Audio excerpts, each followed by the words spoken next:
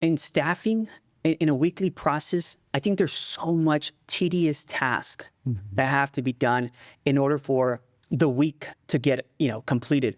So where I think AI will help tremendously is, I mean, you mentioned the recruiting roles, right? There's already, I think you guys are actually developing a AI recruiter. I mean, that's just next level, right? Because I've actually heard the calls and, an AI recruiter literally handling an interview, gathering the data and bringing it back into the system, that automatically, unfortunate for employees, but fortunate for business owners, that you could start to reduce some staff there, right? You can have a branch running with 2 employees and have, I don't know exactly how the seats of the AI works, but I mean, you have 1 AI or 2 AI seats operating on the back end, bringing you resumes, qualifying people. And I mean, that right there is just, when I talk about task, right, that's already a lot, because one individual employee will spend 30 minutes screening a candidate, and in our industry, in the light industrial industry with warehouse, I mean, you don't need to ask too much questions, have you worked in the warehouse? Scan, what kind of scanner have you used?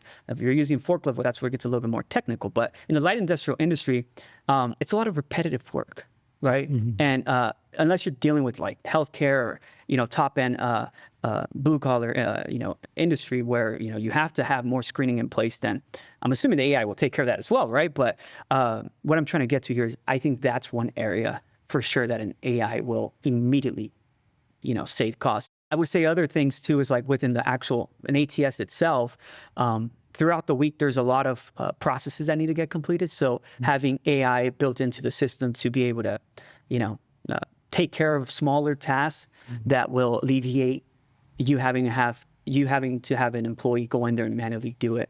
I would really say that those are the areas for sure.